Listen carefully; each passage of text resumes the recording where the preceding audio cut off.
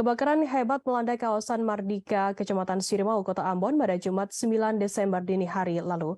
Musibah itu mengakibatkan ratusan bangunan termasuk rumah dan kios milik warga hangus. Selain itu, 2 orang dinyatakan meninggal dunia dan seorang lagi mengalami luka bakar cukup serius. 3 hari pasca kebakaran di Lorong Tahu Mardika, Kota Ambon, pengungsi mulai terserang berbagai penyakit. Dari 140 orang yang periksa, banyak yang mengeluhkan sakit kepala, batuk, gangguan pernapasan, diare, hingga MAH. Informasi lebih lengkapnya akan disampaikan oleh rekan jurnalis kami dari Tribun Ambon, ada Alvin Risanto yang akan melaporkannya. Silakan rekan Alvin. Ya, baik. Terima kasih rekan Afifda. Jadi 3 hari pasca kebakaran di Lorong Tahu Mardika, Kota Ambon, para pengungsi mulai terserang berbagai penyakit. Hal ini disampaikan langsung oleh Dr. Anet Latuheru yang melakukan pemeriksaan kepada para pengungsi ini. Dari 140 orang yang datang memeriksa di lokasi kejadian, bahwa terdapat beberapa yang mengalami rasa kepala sakit, batuk, dan gangguan pernapasan serta diare dan juga MAH. Dan hal ini bukan terjadi saja kepada anak-anak dan juga namun terjadi juga kepada orang dewasa ya, rekan Firda. Jadi dari kondisi ini para pihak pengungsi sudah diberikan obat sesuai dengan kebutuhan atau penyakit yang diderita. Dan selain itu juga dari bukan hanya terserang penyakit, jadi para korban ini juga saat ini sangat membutuhkan sekali bantuan seperti air bersih dan juga pakaian dalam ya. Untuk diketahui bahwa saat ini air bersih di lokasi cukup sulit didapat, apalagi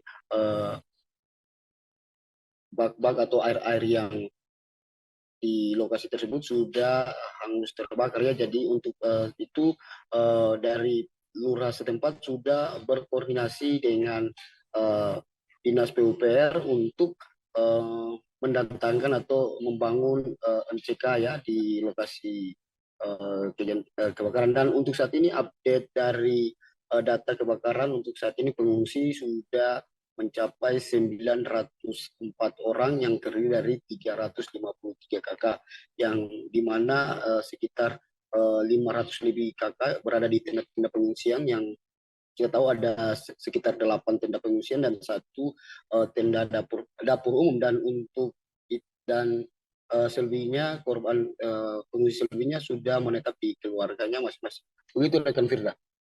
Baik, terima kasih rekan Alvin Risanto dari Tribun Ambon atas laporan Anda. Selamat bertugas kembali. Tribuners, akan kami tampilkan wawancara dari Dokter Puskesmas Belso, Dr. Anet Latuheru. Berikut liputan untuk Anda. Sampai hari ini itu sebenarnya pakai tanggal kemarin tuh, Ji. Pakai tanggal hari kemarin tuh sampai tanggal 9 itu cuma 9 orang, tanggal 10 itu ada 54 orang, tanggal kemarin itu ada 72 orang, jadi sekitar 140 orang dalam 3 hari ini. Dan rata-rata sih penyakit terbanyak tuh sakit kepala, habis itu batuk, karena kan di sini debu, habis itu dekat dengan pabrik, jadi polusi juga. Kemudian pusing, sakit kepala sih sebenarnya itu mencakup semua ya.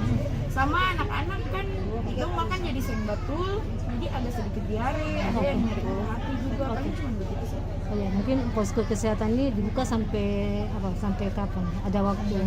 Posko kesehatan ini sampai dengan ada jadwal kan, kalau dari tanggap darurat itu biasanya 7 hari, tapi Katong sudah ada jadwal untuk pembagian per puskesmas, jadi sampai dengan tanggal 21. Sampai tanggal 21. Terima kasih sudah nonton. Jangan lupa like, subscribe, dan share ya.